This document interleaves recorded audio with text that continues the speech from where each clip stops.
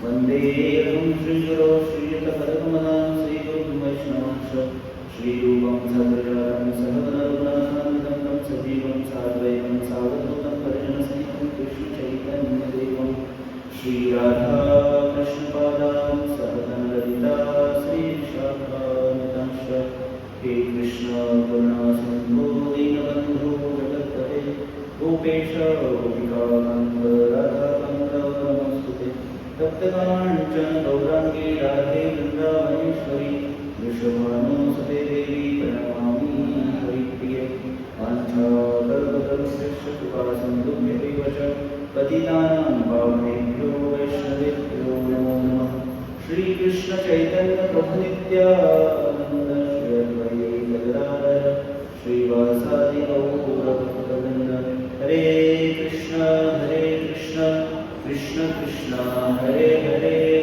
हरे राम राम राम हरे हरे मुखं करोति वाचालं मनोमनं करोति कृपां वन्दे श्रीगुरुं परमानन्दमाधवं श्रीचैतन्यं ईश्वरं हरे कृष्ण स्वागत आहे आपलं सर्वांचं बऱ्याच दिवसातून दर आठवड्याला म्हटलं जाते पण ते काही शक्य होत नाही तर आज विशेष दिवस आहे काय आहे हनुमान जयंती आहे बरोबर आहे आपल्या सर्वांना माहिती हनुमान जयंती तर हनुमान जयंती विशेष सीझन सध्या सीझन कसं चालू आहे रामायणाचा सीझन किंवा रामनवमीचा सीझन चालू आहे आणि सीझन वाईज सीझन असतात की नाही तर सध्या चैत्र महिना आहे आणि चैत्र महिन्याच्या शुक्ल पक्षातील नवमी दिवशी प्रभू श्री रामचंद्रांचा जन्म झाला बरोबर आहे रामनवमी झाली की नाही हा एक सीझन आहे आपल्यासाठी हरे कृष्ण संस्थेमध्ये आल्यानंतर प्रत्येक सीझन चालू होतं रामनवमी आली की कंटिन्यू बरेच दिवस झाली तरी पण आपण बऱ्याच ठिकाणी प्रभू श्री रामचंद्रांबद्दल ऐकत असतो त्यांच्या भक्तांबद्दल हा रामायणाचा सीझन जसं जन्माष्टमी आली की 1.5-2 महिने जन्माष्टमी चालतच राहते गौर पौर्णिमा आली की ती महिनाभर चालतच राहते असं आणि आता याच्यानंतरचा एखादा सीझन असणार आहे नरसिंह बोलतात नरसिंह जयंती येणार आहे आणि परत नरसिंह जयंती झाली की तर असं उत्सव प्रिय मानवाला काय प्रिय आहे उत्सव आहे की नाही आपल्या सर्वांना प्रिय उत्सव दिवाळीला सगळा आजकाल ते सामान्य झालं रोजच दिवाळीला सगळं त्यामुळे पहिल्या लोकांना असं नव्हतं थोडा उत्सव आवाज त्याचा आवाज येतोय व्यवस्थित तर रामायणामध्ये हनुमानजींचं फार महत्वाचं हे आहे हनुमानजींचं त्यामध्ये म्हटलेलं हनुमान चालीसामध्ये श्लोक आहे त्यामध्ये म्हटलेलं आहे बुद्धिहीन तनु जानिके सुमिरो पवन कुमार बल बुद्धि विद्या देहु मोहि हरहु कलेश विकार काय सांगितलं बुद्धिहीन तनु जानिके सुमिरो पवन कुमार बल बुद्धि विद्या देहु मोहि मला बल बुद्धि विद्या प्रदान करा आणि माझे जे विकार आहेत ते विकार नष्ट करा हनुमानजींना प्रार्थना केली जाते तर हनुमानजी कसे आहेत अष्टसिद्धी नवनिधी के दाता असवर दीन जानकी माता सीता माताने अष्टसिद्धी नवनिधी हनुमानजींना प्रदान केले आहेत नवनिधी सगळं काही हनुमानजींकडे आहे आणि हे हनुमानजी दुसरे तिसरे कोणी नसून भगवान शंकरांचे अंश अवतारच आहेत शिवजींचे तर शिवच भगवान शिव त्यांना प्रभू श्री रामचंद्र इतके प्रिय आहेत तर त्या प्रभूंची सेवा करण्यासाठी स्वतः शिव हनुमानजींच्या रूपामध्ये अवतार धारण करतात आणि विशेष करून जेव्हा हनुमानजींचा जन्म झाला तर आपल्या सर्वांना माहिती आहे हनुमानजींचा जन्म झाल्याच्यानंतर जन्म झाल्या त्यांनी काय केलं की सूर्याला गिळायला गेलेलं होतं लहानपणापासूनच एवढी शक्ती त्यांच्यामध्ये होती की सूर्याला गिळणं काही साधारण गोष्ट आहे तर इतके हनुमानजी महान भक्त आहेत त्यांच्याकडे भरपूर ताकद आहे आणि विशेष करून ब्रह्मचारी आहे हनुमानजी ब्रह्मचारी आता आपले गदा असते बघितलं असते आणि विशेष करून वानर वानर इथं मुख्यम, वानरांमध्ये, सर्व वानरांमध्ये प्रभू श्रीरामचंद्रांच्या वेळेस जे वानर प्रभू श्रीरामचंद्रांना सहाय्य केले, तर त्या वानरांमध्ये प्रमुख नाव कोणाचं येत असेल तर हनुमानजींचे. आणि हनुमानजींना जेव्हा प्रभू श्रीरामचंद्र सीतामातेचं हरण झालेलं होतं आणि वनातून भगवंत चाललेले शोध घेत घेत घेत, आणि ज्या ठिकाणी हनुमानजी सुग्रीव सोबत राहत होते आणि बाली सुग्रीव आपल्या सर्वांना माहिती असेल, आणि त्या ठिकाणी जेव्हा प्रभू श्रीरामचंद्र त्यांच्या हातामध्ये धनुष्य आहे, लक्ष्मणजी सोबत आहेत आणि सीतामातेचा शोध घेत घेत घेत ज्या ठिकाणी सुग्रीव राहत आहे तिकडे त्या ठिकाणी त्या दिशेने चाललेले असताना ते एका पर्वतावरती राहत होते. आणि तिथूनच ते पाहतात त्यांना ही दोन मुलं कोण दिसत आहेत, वनवासी वेश होता. आणि त्यावेळेस सुग्रीव हनुमानजींना सांगतात, तुम्ही काय करा, जाऊन जरा बघा, शत्रूचे तर माणसं नाही येत ना, बाली तर पाठवलं नाही ना त्यांना. मग हनुमानजी येतात, वेश बदलून येतात प्रभू श्रीरामचंद्रांना पहिल्यांदा भेटायला, पहिली भेट. आणि वेश बदलून आल्यानंतर येऊन एका ब्राह्मणाचा वेश घेऊन येतात हनुमानजी. आणि रस्त्यावर त्या दिशेने प्रभू येत आहेत, त्याच्या विरुद्ध दिशेने समोरासमोर जाऊन उभे राहतात आणि प्रणाम करतात. प्रणाम केल्यानंतर आपण कोण आहात असा प्रश्न विचारतात प्रभू श्रीरामचंद्रांना. आता प्रभू श्रीरामचंद्र तर अखिल ब्रह्मांडाचे स्वामी आहेत आणि हनुमानजींशी तर त्यांचं नातं जे आहे ते शाश्वत आहे. त्यांना माहिती आहे की हे हनुमानजी आहेत, पण वेश बदलून आले, एका ब्राह्मणाचा वेश धारण करून आले. तर प्रभूंनी काय केलं की प्रभू विचार करत होते, प्रभू श्रीरामचंद्र माझा भक्त असून माझ्या समोर येऊन वेश बदलून आलेला आहे आणि एक प्रकारे म्हणजे तुम्ही वेश बदलले तर मी माझं खरं स्वरूप का सांगावं. प्रभूंनी ओळख करून दिली. आता भगवंताची अशी तर ओळख भगवंत स्वतः कधी करून देणार काय. त्यांनी सांगितलं की मी कोण आहे, अयोध्यापती किंवा चक्रवर्ती सम्राट दशरथ महाराजांचा मी पुत्र आहे, माझं नाव राम आहे आणि हा माझा बंधू लक्ष्मण आहे.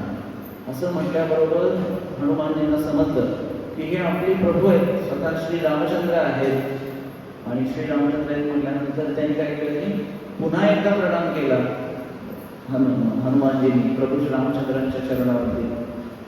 पण प्रणाम केल्यानंतर भगवंतांनी स्वतःहून त्यांना उठवलंच नाही. असं 2-3 वेळा प्रणाम केला आणि हनुमानजींनी भगवंताला उठवतच नव्हतं.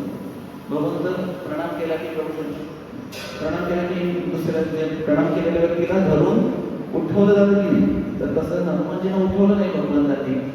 मग हनुमानजी विचार करत होते की आता तर उठवतील प्रभू, आता तर उठवतील.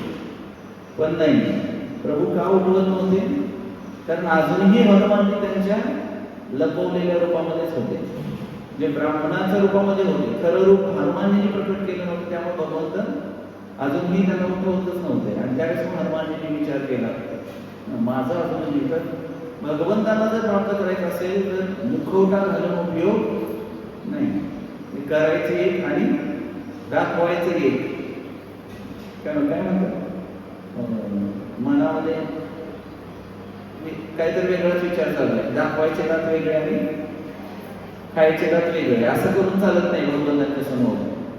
भगवंतांच्या समोर पूर्ण तुम्हाला ओपन, जसे तुम्ही आहात तसं. जसं बासरी आहे, बासरी भगवान श्रीकृष्णाची बासरी, भगवंत त्या बासरीला एक क्षण सुद्धा स्वतःपासून वेगळं करत नाही. मग त्या गोपीने विचारलं, काय त्या बासरीचं एवढं भाग्य असेल, आम्ही एवढी सेवा करतो. कोण म्हणते असं? गोपी म्हणतायत, आम्ही एवढी सेवा करतो त्या भगवंताची आणि दिवस रात्र झोपताना सुद्धा भगवंत बासरीला दूर करत नाही, उशाशी ठेवतात, मग जवळ ठेवतात. का? काय असं त्या बासरीने केलं एवढं? तर ती बासरी इथून तिथून मोकळी असते की नाही. बासरी कशी असते, छिद्र असतात की नाही, तिला किती किती मोकळी असते. तसं भगवंतांकडे जायचं असेल, भगवंताला प्राप्त करायचं असेल, आणि ते छिद्र असे सहजासहजी पडलेत का त्या बासरीला? बांबूच्या बासरीला छिद्र लोखंड असं हे करून पाडतात. किती तापवलेल्या लोखंडाचे छिद्र पडतात बघितलं ना तुम्ही? तेव्हा ते छिद्र पडतात त्या बासरीला.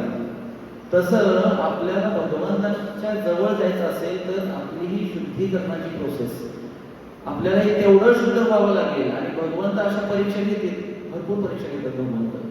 आणि मग आम्हाला वाटतं की देवाच्या जवळ जातोय आम्ही, आमच्या वाट्याला एवढं दुःख का?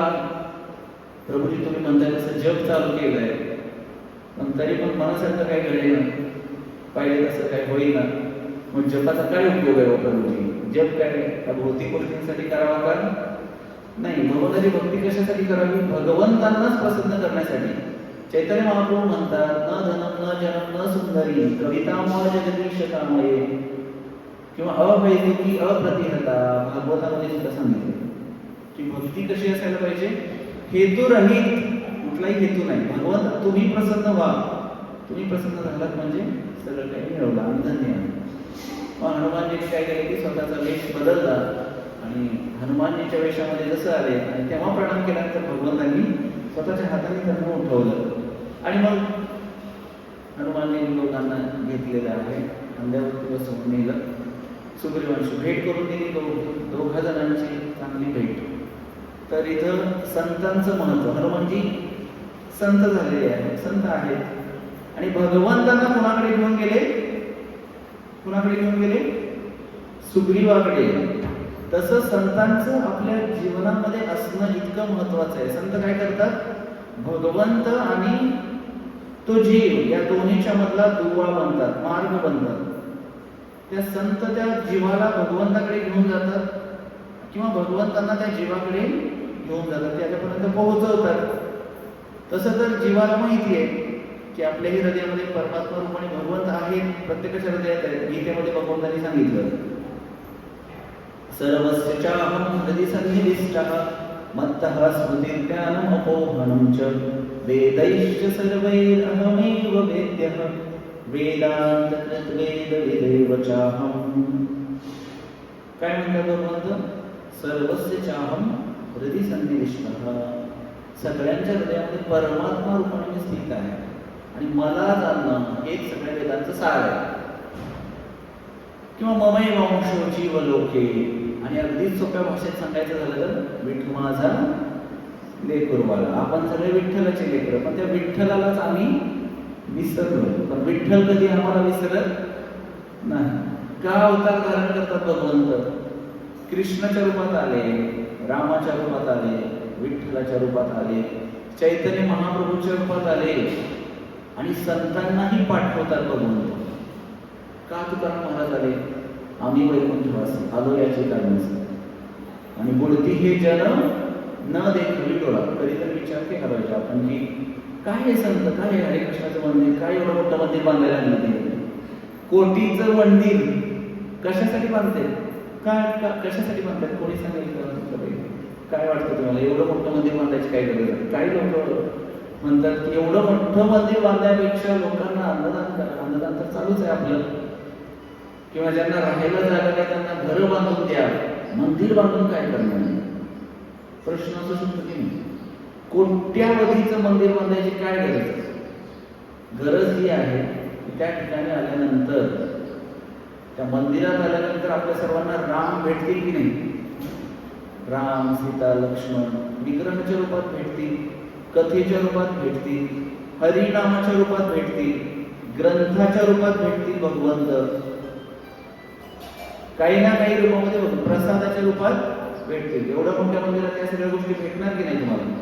आणि कुठेतरी त्या जीवाला थोडस जरी या संसारिक जंजाळामधून थोडस जरी त्याला थकवा, इतका थकवा आलेला आहे, पण थोडंसं कुठेतरी तो कनेक्शन मध्ये आला की त्याला वाटेल की हा हेच खरं आहे. आत्ताच एक प्रोफेशन बघत होते, ते सांगितले की श्रील प्रभुपादांच्या गीतेमध्ये त्यांनी वाचलं. काय वाचलं? 2 शब्द वाचले की भगवंताची दिव्य प्रेममयी सेवा करणं हा या मनुष्य जीवनाचा आद्य कर्तव्य आहे किंवा एक प्रमुख भाग आहे किंवा ध्येय आहे या मनुष्य जीवनाचा. दोन शब्द म्हणले की मला बिंबले माझ्या मनावर. कोणते? दिव्य प्रेममयी सेवा. दिव्य प्रेममयी सेवा हे शब्द त्यांच्या मनावरती बिंबले आणि त्यांनी ठरवलं की ही दिव्य प्रेममयी सेवा आहे तरी काय, ती कशी करायची. याच्यासाठी इस्कॉनच्या मंदिरात आले आणि मंदिरात आलेच नाही तर एवढी मोठी नोकरी सुद्धा त्याग केली त्यांनी आणि सेवेतच आले ते सेवेतच राहिले आणि आता आयुष्यभर सेवा करण्याचा निर्णय त्यांनी घेतलेला आहे. तर हनुमानजी सुद्धा तेच शिकवतात की कशी सेवा केली पाहिजे. जीवनाचं ध्येय, मनुष्य जीवनाचं किंवा कुठलाही प्राणी असेल त्याच्या प्रत्येक प्राण्याच्या जीवनाचं ध्येय, विशेष करून मनुष्य जीवनाचं भक्ती करायची म्हटलं की मनुष्य योनीमध्येच केली जाऊ शकते. बाकीच्या योनीमध्ये थोडंसं अवघड आहे, कारण बाकीच्या योनी नामजप करता येणार आहे का, प्रवचन ऐकता येणार आहे का, मंदिरात जाता येणार आहे का, नाहीये. तर मग यासाठी मंदिर असतात, यासाठी भगवंतही अवतार धारण करतात, रामरूपामध्ये येतात. अद्वैतम अच्युतम अनादि अनंत रूपम असं म्हटलेलं आहे. अनेक रूपामध्ये भगवंत येतात. मग त्यातलं जे रूप आपल्याला आवडतंय त्या रूपाची आपण आराधना करावी. विशेष करून भगवान श्री विष्णूचे रूप असतात ते राम रूपामध्ये. तसं तर राम म्हणायलाही सोपं आहे आणि रामाचं चरित्र ऐकायलाही सोपं आहे, समजायलाही सोपं आहे.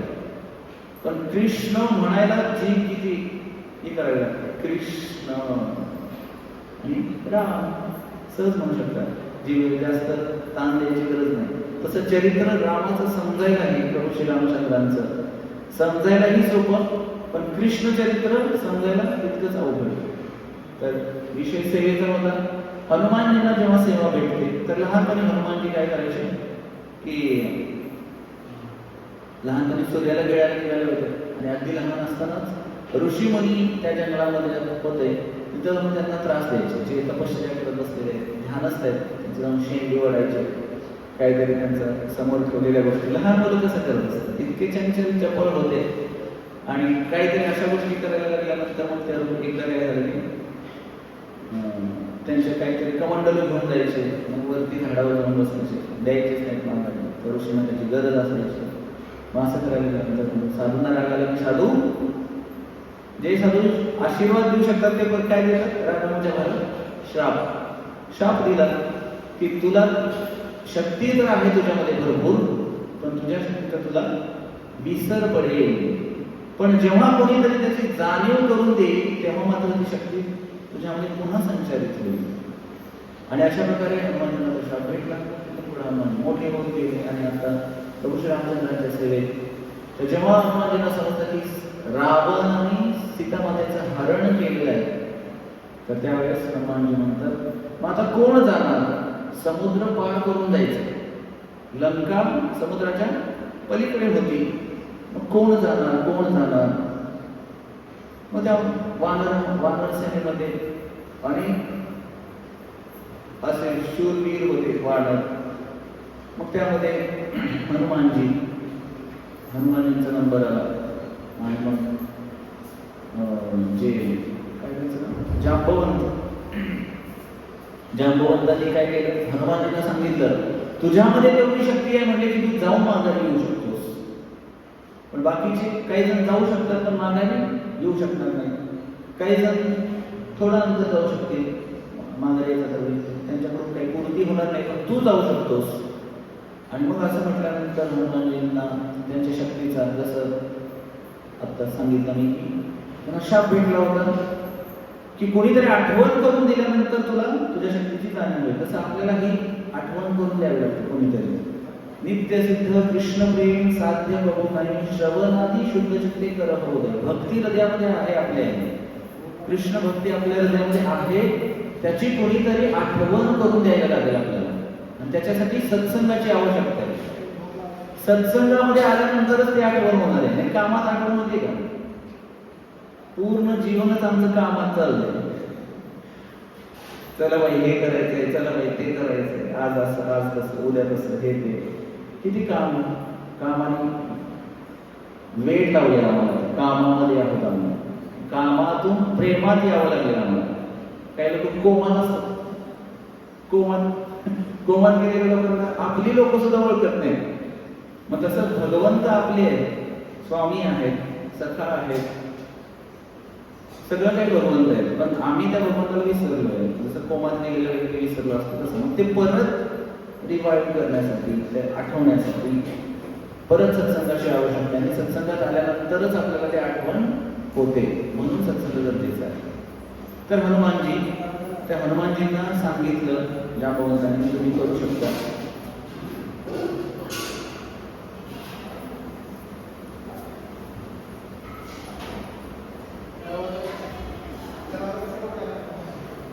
तर जांबवंतांनी सांगितलं.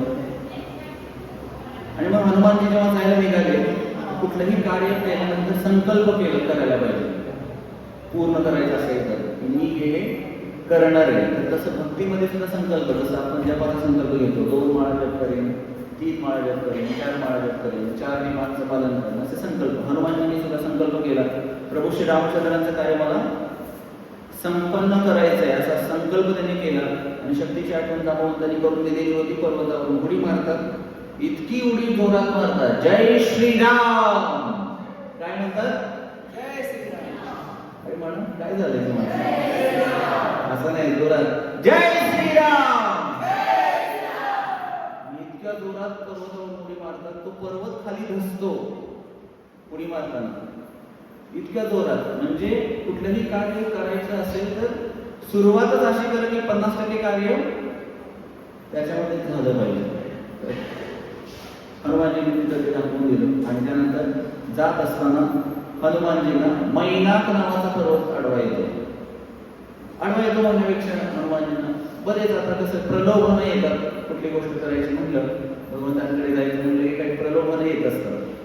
ती गोष्ट आपल्या हातून होऊ नये, भगवंत परीक्षा बघत असतात. किंवा त्या गोष्टीसाठी विलंब व्हावा, उशीर व्हावा. मैनाक पर्वत येतो. मैनाक म्हणतो की तुम्ही एवढं दूरवरून आला, थोडी रेस्ट घ्या. हनुमानजी काय करतात? मैनाक पर्वत, तुम्ही माझ्या पित्याप्रमाणे आहात, त्या पर्वताचा स्पर्श करतात. म्हणतात धन्यवाद, माझं कार्य महत्वाचं आहे, मला लवकर गेलं पाहिजे, म्हणून स्पर्श करून लगेच पुढे. तर हा मैनाक पर्वत जसं की आराम हा काय आहे? प्रगतीमधला अडथळा आहे किंवा शत्रू आहे. प्रगती करायची असेल तर आराम करून चालणार नाही, आळंदळून करून चालणार नाही, फोकस पाहिजे. तर हनुमानजींचा एकच फोकस होता की त्यांना लंका आणि सीतामाता दिसत होत्या, जायचं आणि सीतामाताला शोधून काढायचं. तर त्या मैनाक पर्वताला त्यांनी प्रणाम केला आणि पुढे झालं. आणि हनुमानजी म्हणजे आता विश्रांती नाही, आता विश्रांती नाही, आता जोपर्यंत ध्येयाची पूर्ती होत नाही तोपर्यंत विश्रांती नाही. आणि ध्येय काय होतं? सीतामातेला शोधून काढणे. आणि त्यामुळे मैनाक पर्वतावरती थांबले नाही, पण प्रणाम केला, त्यांचा अपमान केला नाही, तिथून पुढे गेले. आणि हा मैनाक पर्वत तर म्हणजे एक आपल्याला ह्याच्यातून शिकायला भेटेल की काय मैनाक पर्वत जसं की सुखाचं प्रलोभन घेऊन आला होता त्यांच्या मार्गामध्ये. हनुमानजींनी काय केलं? त्याला दूर सारलं आणि आपल्या ध्येयाकडे गेले. दुसरा अडथळा आहे सुरसा. सुरसा नावाची राक्षसिनी होती.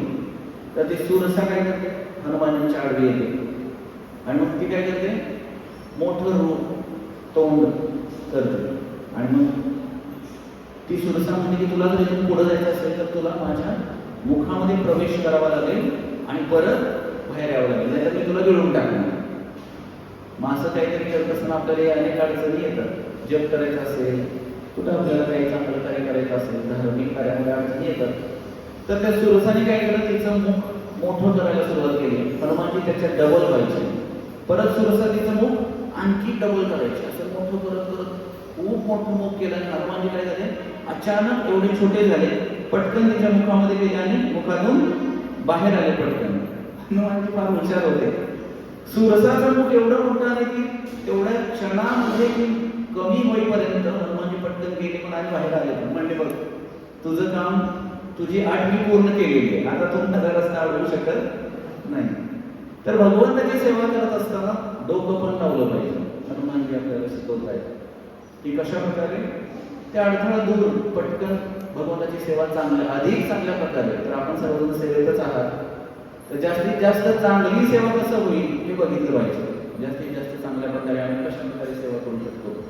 तर हनुमानजी छोटे झाले, पटकन बाहेर आले आणि सुरसा मग काही तिची अट पूर्ण झालेली होती. आणि पुढं गेल्यानंतर म्हणजे ह्याच्यातून या प्रसंगातून काय शिकलो आपण?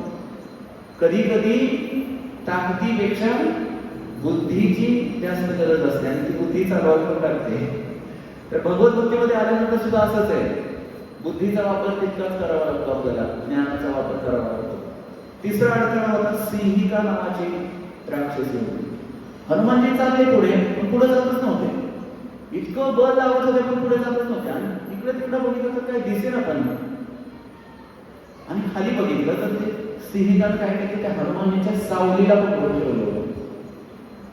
सावलीला पकडल्यामुळे हनुमानजी पुढे जाऊ शकत नव्हते. कधी कधी अडथळे दिसतच नाही, पण काही काही वेळेस मानसिक मनातले अडथळे, मनातूनच भीती वाटत असते एखादं कार्य करायची म्हटल्यानंतर, असंही होतं. तर ते पण आपण दूर केलं पाहिजे. तर ते सिंहिकाने हनुमानजींच्या ह्याला सावलीला पकडलेलं होतं. तर हनुमानजी त्याच्यातून सुद्धा काय झाले, सुटले आणि सिंहिकावरती सुद्धा त्यांनी एक प्रकारे विजय प्राप्त केला. तर ही नकारात्मकता, सिंहिका कोण आहे? नकारात्मकता. कधी कधी निगेटिव्हिटी असते स्वतःच्याच मनामध्ये, नाही मी हे करू शकणार नाही किंवा मी हे करू शकेन की नाही, धगधग होत असते. पण ते आपण मनातून काढून टाकलं पाहिजे आणि मी करू शकतो, भगवंताच्या कृपेने करेन, गुरूंच्या कृपेने हे कार्य माझ्याकडून होणारच आहे, भगवंताची इच्छा म्हणून त्या असं करून आपण त्याला हे झालं पाहिजे. आणि शेवटी हे सगळे अडथळे पार करून आता हनुमानजी लंकेच्या मेन प्रवेशद्वारावरती पोहोचले. आणि मेन प्रवेशद्वारावरती एक मोठी अजून एक राक्षसी होती. तिचं नाव होतं लंकिनी. काय नाव होतं? लंकिनी. आता तिथून हनुमानजी आत जाणार आणि पहारा देत होती. ती लंकिनी खूप मोठी होती राक्षसी. हनुमानजी काय छोटेसे झाले, माकडाचे होता. ती लंकिनी वगैरे होती करून जाण्याचा प्रयत्न, पण लंकिनीला कळलं, हे माकडा म्हणजे कुठं चाललाय? हनुमानजी मागे आले आणि त्या लंकिनीला ब्रह्माजींचा श्राप किंवा वर म्हणू शकतो भेटला होता की जेव्हा एखादं माकड येईल आणि तुला गालात मारेल, थोबाडीत मारेल, तेव्हा तुझा उद्धार होणार आहे किंवा तुझा मृत्यू होईल. आणि त्यावेळेस समजायचं की लंकेचं वाटोळं व्हायला सुरू झालं म्हणून, किंवा लंका जाळली जाणार त्यावेळेस, किंवा रावणाचं साम्राज्य नष्ट होणार. तेव्हापासून हनुमानजी काय केले, त्या लंके माकडा म्हटल्यानंतर त्यांना राग आला. कोणालाही राग येतच नाही, हनुमानजी तर भगवंताचे सेवक आहे, राग आला म्हणजे त्या दृष्टिकोनातून नाही. पण मग त्यांनी काय केलं की लंकेला दोन दिवशी अशी उडी मारली त्या खांद्यावरून जाऊन, असे एक जोरात थोबाडीत मारले त्या लंकेला, धडाम करून ती लंकेने खाली पडली. आणि जसं तिला ब्रह्माजींचा श्राप किंवा वरदानच ठरलं तसं तर उद्धार झाला तिचा. आणि त्या लंकेला समजलं की आता रावणाच्या लंकेचं किंवा रावणाचं पण आता काही खरं नाही, आता त्याच्या अस्ताला त्याच्या शेवट होण्याला सुरुवात झालेली आहे. आणि हनुमानजी प्रवेश करतात लंकेमध्ये. अशा प्रकारे सगळ्या अडथळ्यांवरती हनुमानजीने मात केली. आणि हे सगळं करत असताना ते स्मरण कोणाचं करत होते? जय श्रीराम. कोणाचं करत होते? प्रभू श्रीरामचंद्रांचं नामस्मरण करत करत करतच राम राम राम राम राम राम सारखं काय म्हणायचे? मोठ्याने म्हणा, राम राम राम राम राम राम राम.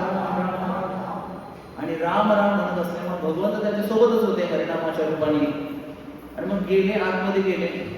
आता सीतामाता शोधायची कुठं? अगदी निम्मी रात्रीची वेळ आणि सगळीकडे महालात सगळे राक्षस होते, कशी पण झोपले होते. आणि हनुमानजी प्रत्येक महालात जायला लागले, फिरायला लागले. ब्रह्मचारी होते आणि महालांमध्ये गेले अनेक राक्षसी होत्या.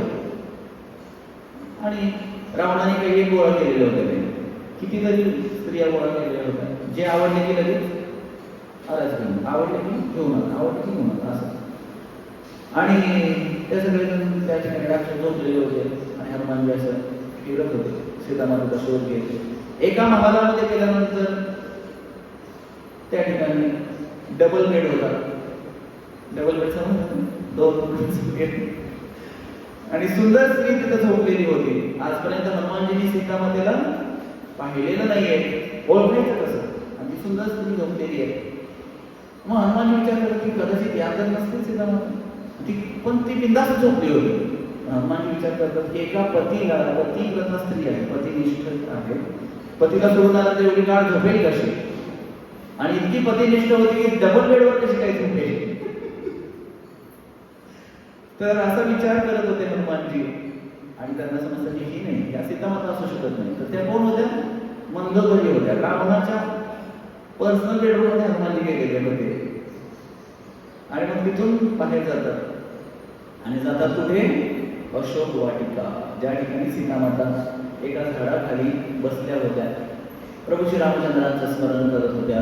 आणि तिथं हनुमानजी जातात, सीतामातेला स्वतःची ओळख पटवून देतात, रामायण गायला लागतात वरती बसून. आणि गायला लागल्यानंतर सीतामातेच्या डोळ्यातून अश्रूंच्या धारा व्हायला लागतात ते रामायण ऐकून. आणि कोण आहे म्हणे? तू रावणाचाच कोणीतरी पाठवलेला दूत तर नाही, माझ्या समोर ये. मग हनुमानजी पहिल्यांदा काय करतात की अंगठी, जी अंगठी सीतामातेनी जेव्हा केवटच्या प्रसंगामध्ये, केवट नदी पार केलेली होती, गंगा नदी पार करत असताना सीतामातेनं प्रभू श्री रामचंद्रांना त्या केवटला काहीतरी द्यायचं होतं, गंगा नदी पार केली म्हणून. मग सीतामातेनं प्रभूंकडे काही नव्हतं म्हणून स्वतःच्या हाताची अंगठी काढलेली होती. ती अंगठी प्रभू श्री रामचंद्रांकडे होती. तर मग ज्यावेळेस हनुमानजी येत होते त्यावेळेस हनुमानजी म्हणाले की माझी ओळख मी कसं काय पटवून देणार, की मीच तुमचा दूत म्हणून आलो या ठिकाणी म्हणून. तर प्रभूंनी ती अंगठी त्यांच्याकडे दिली होती, त्याच्यावरती राम असं लिहिलेलं होतं. आणि ती अंगठी हनुमानजी वरून टाकतात. ती अंगठी बघितल्यानंतर सीतामातेला विश्वास पटतो की हा, हे रामाने पाठवलेला दूत आहे, माझ्या पतीने पाठवलेला दूत आहे, म्हणजे काय याच्यामध्ये हे नाही. आणि मग त्या ठिकाणी हनुमानजींना पुत्र रूपामध्ये स्वीकार केलेला आहे सीतामातेने. तर सीतामाता ही भक्ती आहे, भक्ती देवीचं स्वरूप आहे. आणि मग सीतामाताने त्यांना त्यावेळेस काय केलं की आशीर्वाद दिला. म्हणून हनुमान चालीसामध्ये म्हणजे नाही, अष्टसिद्धी नवनिधी के दाता असं वर दीन जानकी माता. असा वर कोणी दिला?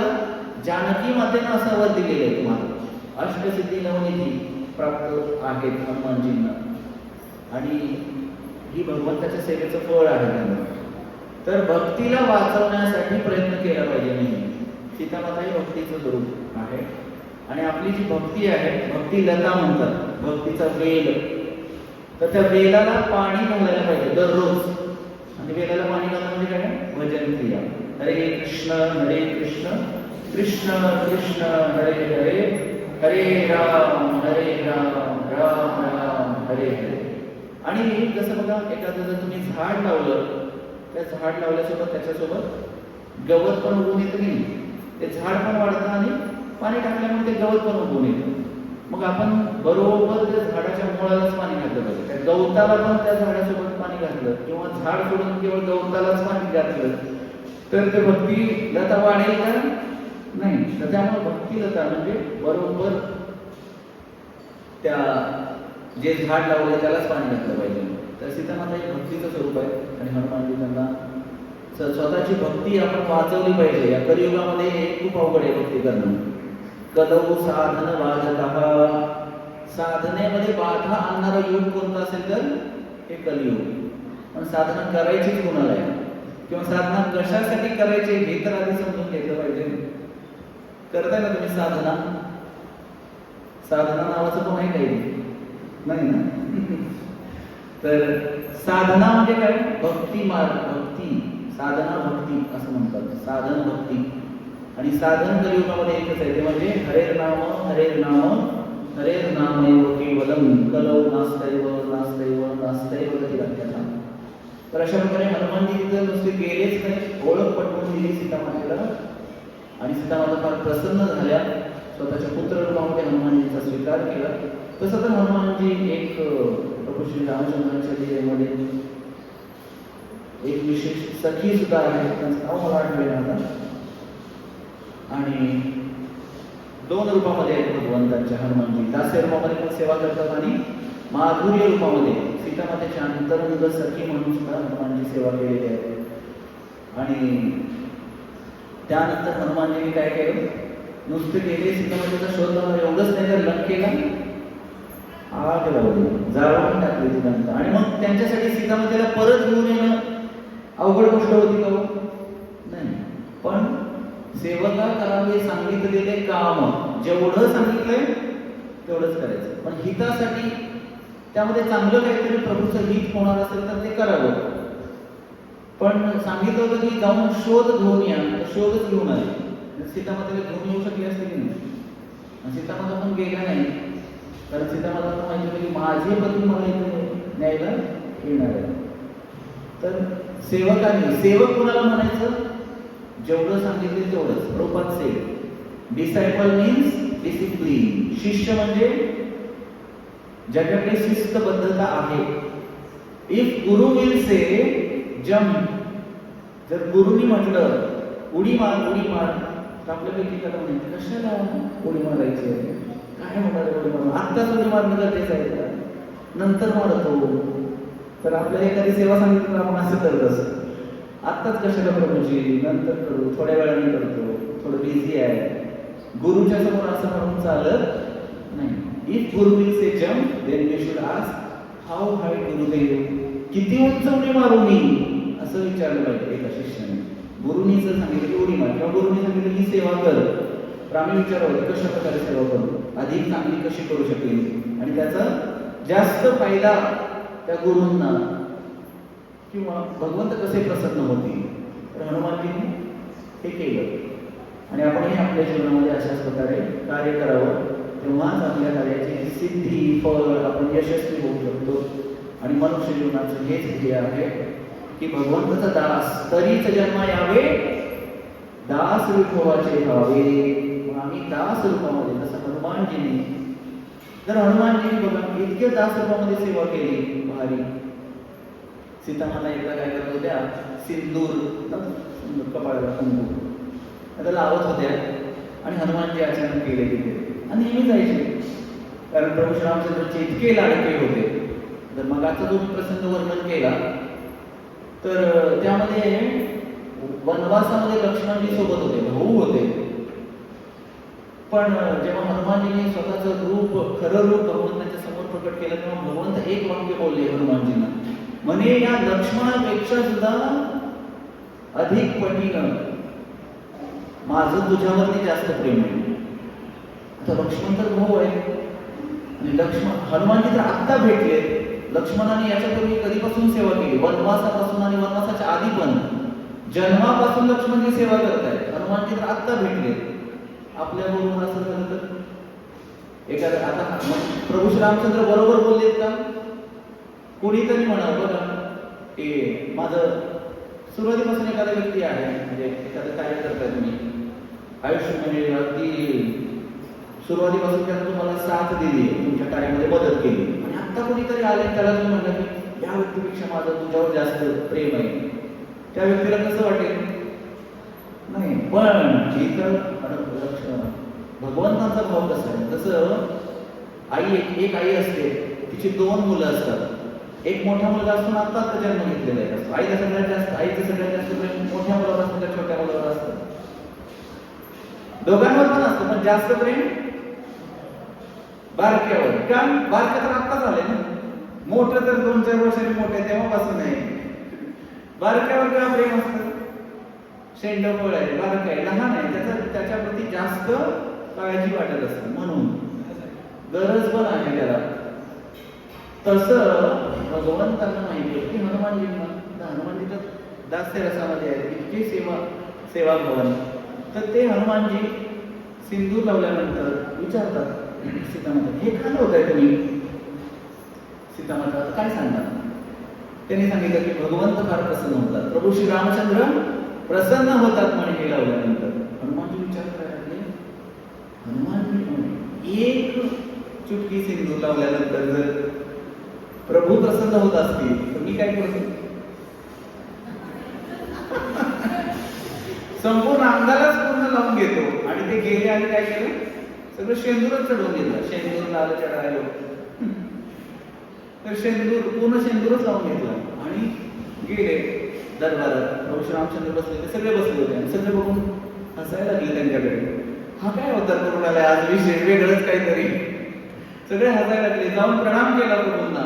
प्रभू पण हसत होते आणि भगवंत इतकं सुंदर हास्य भगवंताचं बघून शेवटी प्रभू श्रीरामचंद्र विचारतात, हनुमंता काय हे काय आज नवीनच सोंग घेऊन आलाय, काय केले?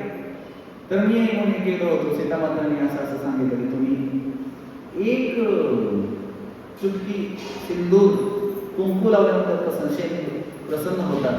तर मी असा विचार केला की सगळ्या अंगालाच लावून घेतल्यानंतर तुम्हाला किती प्रसन्नता होईल, म्हणून मी काय केले, अशा प्रकारे सिंदूर लावून घेतलेला आहे. तर अशा प्रकारे विचार करतायत हनुमानजी, भगवंतांना कसं प्रसन्न करता येईल. एक जो दास असतो किंवा भगवंताचा सेवक आहे किंवा भगवंताचा भक्त आहे, त्याचा नेहमी हाच विचार असतो की भगवंत कसे प्रसन्न होतील. तर आम्ही सुद्धा आमच्या जीवनामध्ये असा विचार केला पाहिजे की क्षणोक्षणी हाच विचार असावा की कसे भगवंत प्रसन्न होतील, कसे राधा कुंडलिनाथ प्रसन्न होतील, कसे विठ्ठल रुक्मिणी प्रसन्न होतील, कसे गुरु प्रसन्न होतील, श्री प्रभुपाद कसे प्रसन्न होतील. आणि ह्याच्यासाठीच एका शिष्याचं संपूर्ण आयुष्य असतं. हनुमानजीने जीवनभर दुसरं काही केलंच नाही, याच गोष्टी केल्या. तर आपणही आज हनुमान जयंतीच्या निमित्तानं हनुमानजींकडे प्रार्थना करूया. त्यांनी जशी भगवंताची सेवा केली तसं आपणही प्रभू श्रीरामचंद्रांची, राधा कुंडलिनाथांची सेवा करूया आणि स्वतःचं आयुष्य धन्य बनवूया. हरे कृष्ण. श्री रघुपाद की, हनुमान जयंती महोत्सव की. हरे कृष्ण. कोणाला काही प्रश्न असेल तर विचारू शकता. थांबूयाला आपण या ठिकाणी, वेळ झालेला आहे.